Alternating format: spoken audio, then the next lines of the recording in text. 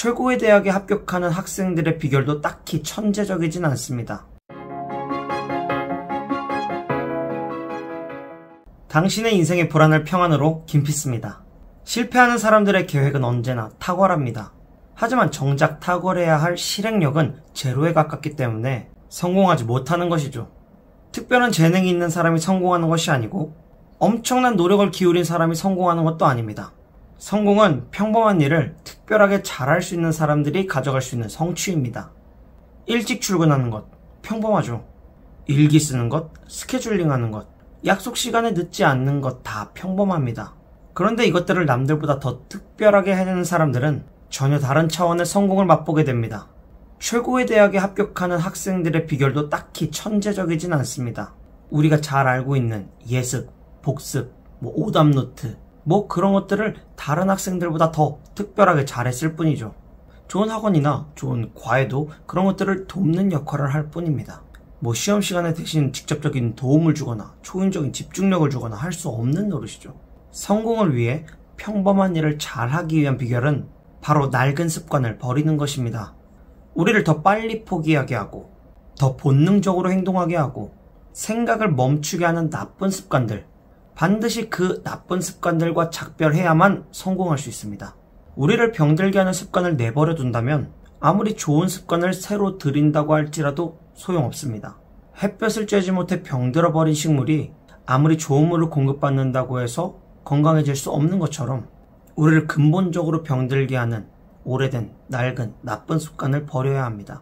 습관은 우리를 고용하는 고용주와 같다고 이기는 습관의 보드 셰퍼는 이야기합니다. 우리가 고용된 이상 습관이 정해놓은 교율을 따를 수밖에 없습니다.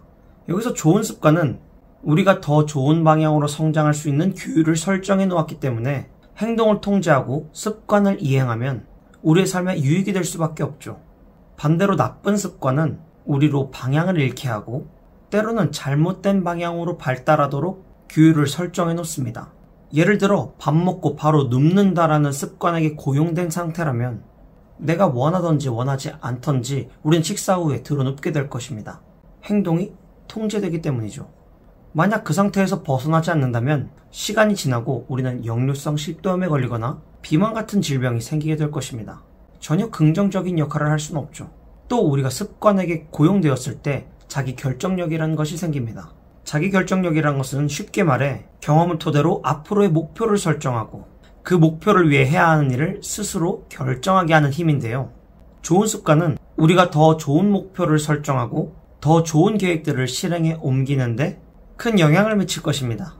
아침에 일찍 일어나는 습관을 가지고 있는 사람들은 대부분 그 시간에 유익한 것들을 채워 넣습니다. 명상이나 독서, 운동, 할 일 목록 작성과 같은 것들이죠. 꼭두 새벽부터 일어나서 오락을 하거나 술을 마시거나 쇼츠나 릴스를 하면서 시간을 낭비하는 사람들은 거의 없죠. 어떤 습관에게 고용될지는 여러분들이 선택하셔야 합니다. 형편없는 CEO가 있는 회사는 주식을 투자하기에 위험성도 크고 투자 가치도 떨어집니다. 이처럼 우리의 인생도 습관에 따라 평가될 것입니다.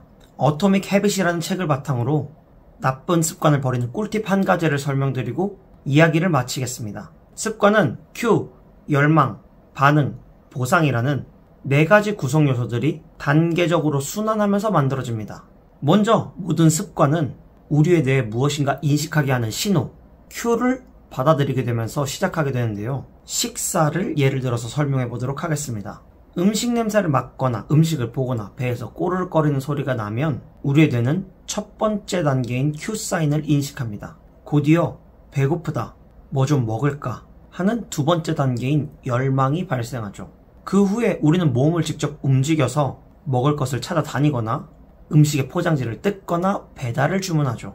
이것이 세 번째 단계인 반응이고 그 후에 음식을 우리 입에 넣고 먹을 때 느끼는 만족감이 바로 네 번째 보상인 것이죠. 나쁜 습관을 멀리하기 위해서는 1단계인 Q 사인만 차단하면 됩니다.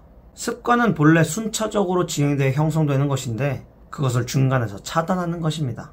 Q를 차단하기 위해서는 동선을 설계하는 것이 효과적인데 만약 핸드폰만 들면 의미 없이 SNS를 탐닉한다. 그런 나쁜 습관을 고치려고 한다면 의식적으로 핸드폰을 주머니가 아닌 가방에 넣어놓거나 보이지 않는 곳에 두고 무음 모드를 해놓는 방법이 있습니다. 그렇게 하면 핸드폰이라는 큐사인을 받는 빈도 자체를 줄일 수 있기 때문에 자연스럽게 습관의 순환이 늘어지게 되고, 이것을 반복하다 보면 이전과 같은 레벨의 보상을 충족할 수 없기 때문에 점점 습관은 사라질 것입니다. 아무튼 우리의 성공을 위해서는 평범한 일을 특별하게 해야 하는데요. 그러기 위해선 좋은 습관들이 필요합니다. 좋은 습관은 바로 나쁜 습관을 버리는 것으로부터 시작하고요. 나쁜 습관을 버리는 것은 동선을 설계하고 큐사인을 차단하는 것들로부터 시작하게 됩니다. 깜깜한 골목길이 무서운 것처럼 불안은 무지로부터 옵니다. 저는 여러분이 꼭 필요한 지식과 지혜를 얻어 인생의 평안을 누리시길 원해 오늘도 영상을 찍었습니다. 여기까지 들어주어 고맙습니다. 안녕.